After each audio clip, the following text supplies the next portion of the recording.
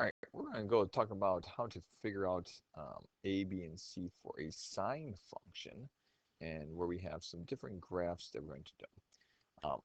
If you saw the other video on cosine, we had a and b. And so one of the things that we want to do is when we figure out a is referring to our amplitude. And in order to figure out the amplitude, we have to know our line of oscillation. Since we do not have a d value, we know that the distance from the top to bottom, which is 3 and -3, is going to be 0. So this is, in each one of these cases, y is going to equal 0. That's our midline, also known as our line of oscillation. Oscillation. All right, that's where it's going up and down. So what's our amplitude? Well, looking at this right here, we can see that our amplitude is going to equal 3, all right, because that's the distance from the midline to the peak, or midline to the trough. So we have 3. So A in this case is 3. Our B value is referring to, okay, we can find our B value by using the period. All right, the period of these graphs, because we know that 2 pi over B equals the period of our function. Now, when you look at these different graphs, how do you determine the period? Well, the period is from one peak to another peak, or if you go from one, it's basically one cycle. So if we go right here, starting at the beginning, all right, see that starts at 0, and we go through one whole cycle, we can kind of determine where is that period going to be. And so right here, we can see that it goes up and down and starts up again. And so it starts at 0 to pi over 4, 2 pi's over 4, 3 pi's over 4, and then finally 4 pi over 4. And so right here, how do you figure that length? We can take 4 pi over 4 minus 0, and that distance is 4 pi's over 4, which, okay, you probably are saying it online, which is pi.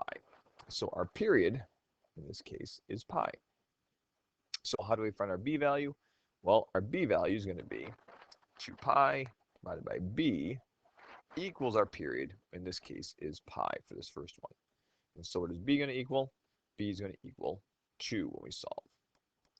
All right, so we found out that b equals 2. Now, from here, our c value, now I don't like when you have the c value there. I actually prefer, because c is generally, I think of as a phase shift, and so, but that's not really a phase shift. And in order to figure it out, you're going to have to go b, take out this right here, and so you have minus c. So that's why I'm going to kind of write it like so. Some books write it the other way, but I have it like that. I'm going to find the c value, but I'm going to find the c value by first just saying a different value right here is going to be normally known as c. Okay, and so how do we figure out this phase shift? Well, we're talking about sine here, and like the cosine function, you have to know where it starts.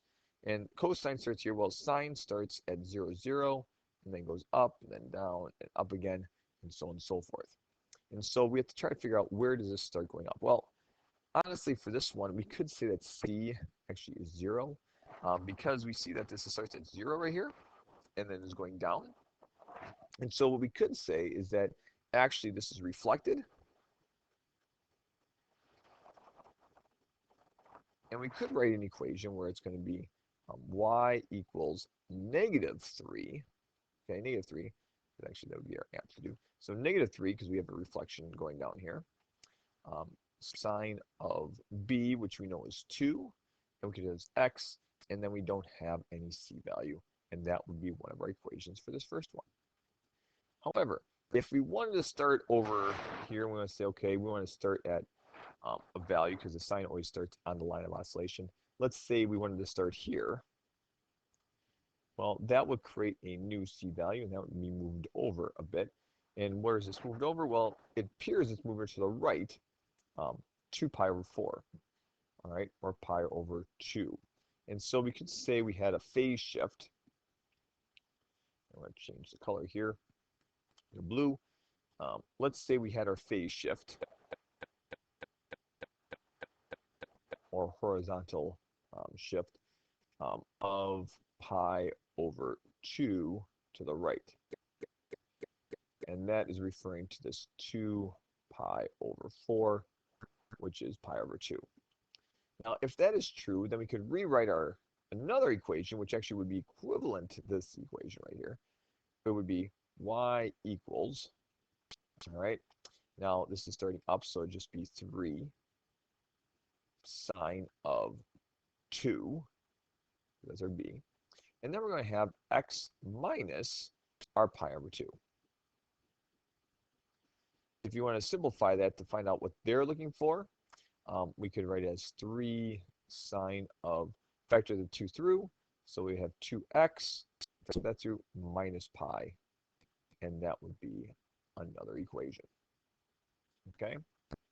All right, so a lot of things going on here, but let's see if we can do some other ones to help us figure this out. So let's take this, all right, so the same thing, a value. Find our a value right away.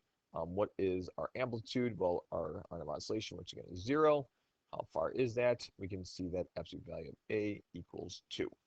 Okay? We know that sine starts at right here and then goes up. And so technically we could see that our c value is 0 if we wanted to say that. Okay? And our b value is, what is a period? Well, we're going from this value, if we see right here, and so this is going to be negative pi, this is going to be negative 2 pi, and it's going from negative 2 pi all the way to 2 pi. And so we have 2 pi minus 2 pi, and that's going to give us a total of 4 pi's.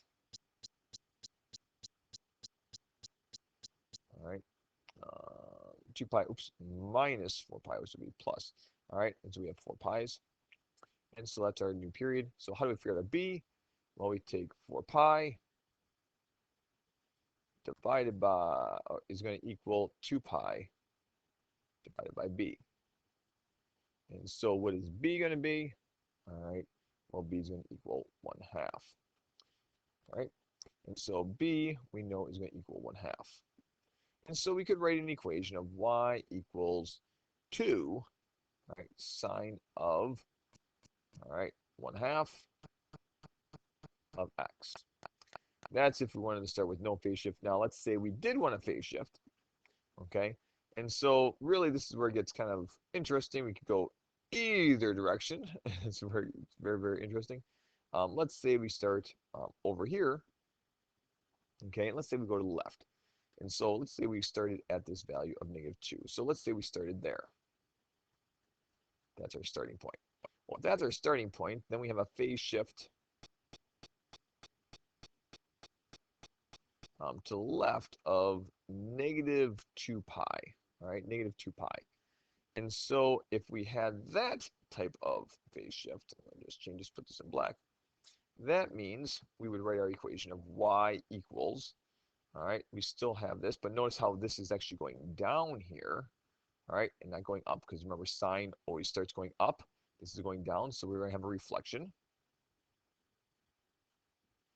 And so if we do it this case, we're going to have negative, all right, a, which is 2, sine of our b, which is 1/2, parentheses, x minus negative 2 pi, which would be plus 2 pi, and we can have that as our answer. Simplify it, we have negative 2 sine of, and just read it through, of x over 2, and it's going to be plus pi, and that would be our one other value there. I'll just put sine there. And that would be another way of writing out this equation. All right, so we have two different ways of writing out the same thing as we had before. All right, so let's do one more. If you wanted to pause this and try it out, go right ahead.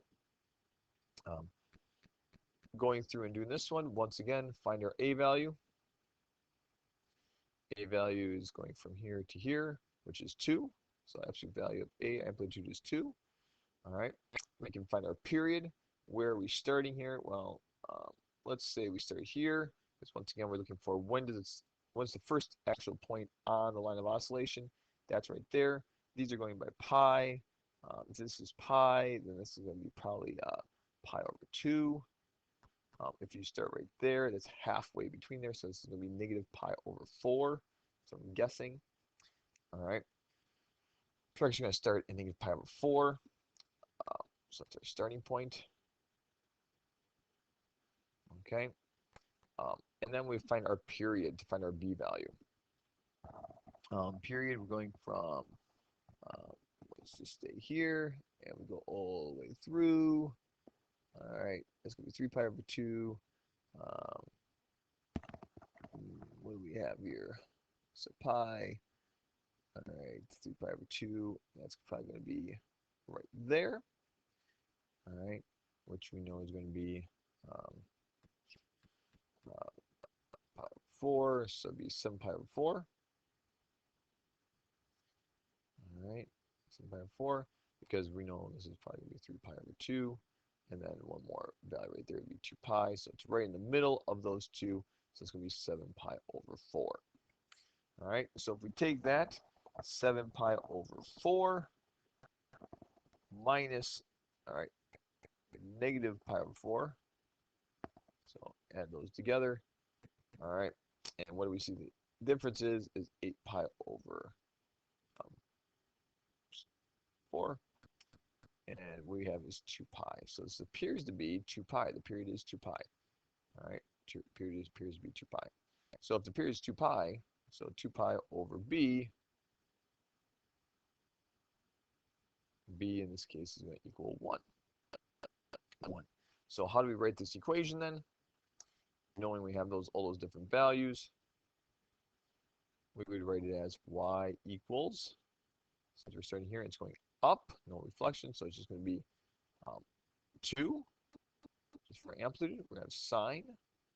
Our one value right there is b is 1. b is 1, so we're just going to have x. And then we're going to add plus pi over 4. Boom. And that's what I'm guessing that appears to be. Okay? And so there we have it. Just going to label that period. And that's how we find. So going from these different values, we can find that. And so once again, amplitude, all right, period equals 2 pi over b. That's how we find that. C is our phase shift. Okay, that's how we can use that to figure out where anything is. All right, well, another 3 problems, how to figure out sine. I hope these helped you out. And yeah, many different ways of creating equations that represent these graphs. As long as they follow the correct pattern, you're good to go. All right, well, good luck and God bless in the rest of your problems.